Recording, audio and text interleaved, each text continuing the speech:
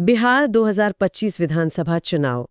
सारे विशेषज्ञ, सारे सर्वे सब एक ही बात कह रहे थे जी कि टक्कर कांटे की होगी। बिल्कुल, एक जबरदस्त सत्ता विरोधी लहर की बात हो रही थी। लेकिन जब नतीजे आए तो कहानी पूरी तरह से पलट गई। ये कोई टक्कर नहीं थी, ये तो एक तरफा जीत थी। हमारे पास जो विश्लेषण है वो इन नतीजों को रिकॉर्ड तोड़ कहता है। तो आज हम इसी विश्लेषण की परतें खोलेंगे। सवाल ये है कि जब हर कोई एंटी इनकम्बेंसी की बात कर रहा था तो फिर नतीजों का पहिया ठीक उल्टा कैसे घूम गया। आंकड़े तो चौंकाने वाले हैं। 243 सीटों में एनडीए को 200 के पार और महागठबंधन सिर्फ 35-40 पर सिमट गया। और नीतीश कुमार 10वीं बार मुख्यमंत्री बनने की राह पर। जी, तो हमारे पास जो विश्लेषण है वो किसी एक जादू की छड़ी की बात नहीं करता, बल्कि इस चुनावी कहानी के 3 मुख्य किरदारों की बात करता है। बिल्कुल, और इन किरदारों ने ही पर्दे के पीछे से ये पूरा खेल पलट दिया। ये वाकई में एक असाधारण नतीजा है। चुनाव से पहले की हवा बिल्कुल अलग थी, इसलिए ये समझना बहुत जरूरी है कि जमीन पर ऐसा क्या हुआ जो शायद राजनीतिक पंडितों की नजर से छूट गया। विश्लेषण के मुताबिक ये जीत कोई संयोग नहीं है, ये एक बहुत सोची समझी स्ट्रैटेजी और कुछ सामाजिक बदलावों का नतीजा है जिन्हें अक्सर नजरअंदाज कर दिया जाता है। तो चलिए पहले किरदार से ही शुरू करते हैं। विश्लेषण साफ कहता है कि इस जीत का सबसे बड़ा श्रेय जाता है खामोश महिला मतदाताओं को। जी अच्छा, ये बात तो बहुत दिलचस्प है। आंकड़े भी यही बताते हैं कि महिलाओं का वोटिंग प्रतिशत पुरुषों से ज्यादा था। हाँ, ज्यादा था। तो विश्लेषण इसके पीछे की वजहों के बारे में क्या कहता है? क्या ये कोई भावनात्मक वोट था? बिल्कुल नहीं, और यही इस विश्लेषण की सबसे दिलचस्प बात है। अच्छा, ये कोई इमोशनल लहर नहीं थी। स्रोत के मुताबिक ये शुद्ध लाभार्थी वोट था। लाभार्थी वोट मतलब इसे ऐसे समझिए, एक महिला जिसे जीविका दीदी समूह से जुड़कर पहली बार अपनी कमाई का जरिया मिला हो, या जिसके घर में नल से पानी आने पर हर रोज पानी भरने के 2 घंटे बच रहे हों, या जिसे उज्ज्वला योजना से गैस सिलेंडर मिला हो। सही बात है। तो उसके लिए ये सिर्फ एक चुनावी वादा नहीं है, ये उसकी जिंदगी में आया एक ठोस रोज का बदलाव है। मतलब विपक्ष के वादे भविष्य के थे और एनडीए का काम उनके वर्तमान का हिस्सा बन चुका था। बिल्कुल सही। विपक्ष बड़ी बड़ी बातें कर रहा था और सत्ता पक्ष चुपचाप घर घर अपनी योजनाओं का सीधा फायदा पहुंचा रहा था। ये तो जबरदस्त रणनीति है। लेकिन क्या विश्लेषण ये बताता है कि ये जो महिला वोटर हैं, ये एक ठोस वोट बैंक तौर पर काम कर रही हैं? मतलब जो जाति और धर्म की दीवारों को भी लांग रहा है। हाँ, कुछ हद तक तो विश्लेषण इसी ओर इशारा करता है। जैसे आप शराबबंदी का उदाहरण लीजिए। उसकी आर्थिक आलोचना बहुत होती है, लेकिन इस स्रोत में उसे महिलाओं के नजरिए से देखा गया है।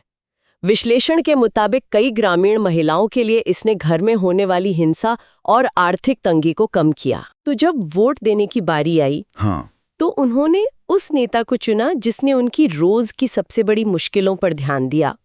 ये एक ऐसा कनेक्शन है जो बड़ी बड़ी रैलियों से नहीं बनता, ये जमीनी काम से बनता है। जी, ये एक साइलेंट रेवोल्यूशन की तरह है जो सीधे बैलेट बॉक्स में जाकर बोलता है। तो एक तरफ महिलाओं का ये खामोश समर्थन था जो जमीन तैयार कर रहा था, लेकिन विश्लेषण ये भी कहता है कि जमीन पर फसल उगाने का काम एक और बड़े फैक्टर ने किया जिसका कंट्रोल दिल्ली में था। बात हो रही है डबल इंजन सरकार और मोदी फैक्टर की। बिल्कुल। देखिए, राज्य स्तर पर नीतीश कुमार के खिलाफ कुछ नाराजगी जरूर थी। 20 साल का शासन है तो थोड़ी बहुत तो होती है। लेकिन विश्लेषण बताता है कि प्रधानमंत्री नरेंद्र मोदी की जो राष्ट्रीय लोकप्रियता है, उसने इस लोकल एंटी इनकम्बेंसी पर एक सुरक्षा कवच की तरह काम किया। अच्छा, वोटरों के मन में ये बात साफ थी कि केंद्र और राज्य में एक ही गठबंधन की सरकार होने से विकास की रफ्तार तेज होगी।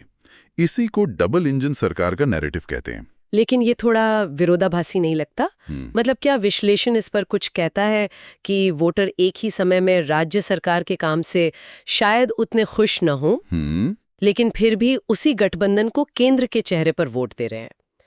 ये मनोविज्ञान कैसे काम करता है? ये एक बहुत ही दिलचस्प पॉइंट है, और विश्लेषण के मुताबिक वोटरों ने 2 चीजों को अलग अलग करके देखा। क्या? एक, राज्य स्तर के मुद्दे और शायद अपने विधायक से नाराजगी, और 2, राष्ट्रीय नेतृत्व पर भरोसा, जिसे मोदी की गारंटी के तौर पर पेश किया गया। बिल्कुल।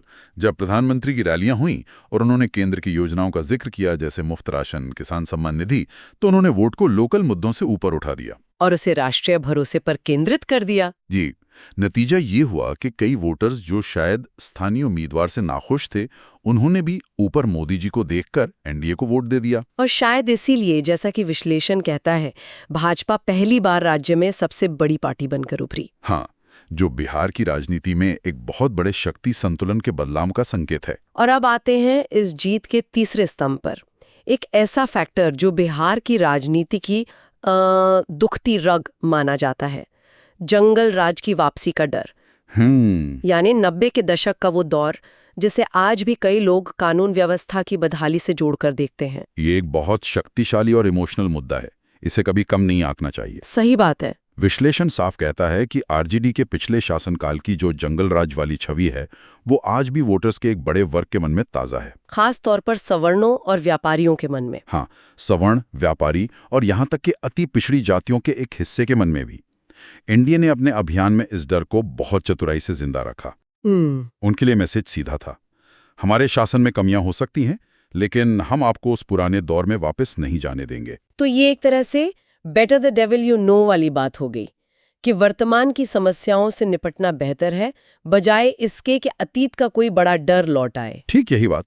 विश्लेषण यही कहता है कि इन रूढ़िवादी वोटरों ने विकास के बड़े वादों से ज्यादा सुशासन और स्थिरता को प्राथमिकता दी। उनके लिए शांति और सुरक्षा सबसे बड़ा मुद्दा था। बिल्कुल, ये दिखाता है कि कैसे इतिहास की यादें और धारणाएं आज भी चुनावों पर असर डालती हैं। जी, वर्तमान के चुनावी फैसलों पर कितना गहरा असर डालती हैं, भले ही जमीनी हकीकत कितनी भी बदल गई हो। तो ये तो हुई जीत की कहानी के 3 मुख्य पहलू, महिला वोटर, मोदी फैक्टर और पुराना डर। जी, लेकिन इतनी बड़ी जीत की कहानी विपक्ष की बड़ी हार के बिना अधूरी है।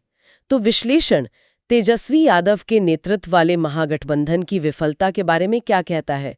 वो लोग कहाँ चूक गए? विश्लेषण के मुताबिक महागठबंधन की जो सबसे बड़ी नाकामी रही, वो एक रणनीतिक भूल थी। अच्छा। वो अपने पारंपरिक और सबसे मजबूत मुस्लिम यादव यानी MY समीकरण के किले में ही कैद होकर रह गए। देखिए, ये उनका मजबूत किला तो है और ये वोट उन्हें मिला भी, लेकिन चुनाव जीतने के लिए सिर्फ किला बचाना काफी नहीं होता। आपको नए इलाके भी जीतने पड़ते हैं। बिल्कुल। इसका मतलब उन्होंने अपने कोर वोट बैंक से बाहर निकलने की कोशिश ही नहीं की या कर नहीं पाए? कोशिश शायद की हो, लेकिन विश्लेषण कहता है कि जमीन पर अति पिछड़ी जातियों यानी EBCs और महादलितों को जोड़ने की कोई ठोस और विश्वसनीय रणनीति दिखी ही नहीं। और ये वो समुदाय हैं जो बिहार में किंग मेकर माने जाते हैं। बिल्कुल। एनडीए ने इन समुदायों के बीच सालों से काम करके अपनी पैठ बनाई है। महागठबंधन उस किले को भेद नहीं पाया। तो नतीजा ये हुआ कि उनका वोट शेयर एक सीमा पर आकर रुक गया। हाँ, जो सरकार बनाने के लिए नाकाफी था। और इस गठबंधन में कांग्रेस की भूमिका पर भी विश्लेषण में काफी तीखी टिप्पणी है। उसकी प्रदर्शन को तो बेहद खराब बताया गया है। हाँ, और ये एक बहुत जरूरी बात है। देखिए, गठबंधन का मतलब होता है कि हर साथी अपनी ताकत जोड़े। सही बात है। लेकिन विश्लेषण के मुताबिक कांग्रेस इस गठबंधन पर ताकत नहीं बल्कि बोझ बन गई। बोझ? जी, जिन सीटों पर कांग्रेस लड़ी वहां उसका प्रदर्शन बहुत ही कमजोर रहा, जिससे महागठबंधन को सीधा नुकसान हुआ। ये दिखाता है कि जब किसी गठबंधन में एक सहयोगी दल इतना कमजोर हो तो वो न सिर्फ अपनी सीटें हारता है बल्कि पूरे गठबंधन के माहौल को भी नीचे खींचता है। बिल्कुल, पूरे मोमेंटम को धीमा कर देता है। तो कुल मिला के देखें तो इस विश्लेषण का सार ये है कि एनडीए की जीत सिर्फ उनके अच्छे प्रदर्शन पर नहीं बल्कि विपक्ष के बिखराव और रणनीतिक चूक पर भी उतनी ही निर्भर थी। एक तरफ एनडीए ने नए वोट बैंक जोड़े तो दूसरी तरफ महागठबंधन अपना कुनबा बढ़ाने में ही नाकाम रहा। बिल्कुल। और अगर हम इसे बड़े नजरिए से देखें तो ये नतीजे सिर्फ बिहार के लिए नहीं है। अच्छा।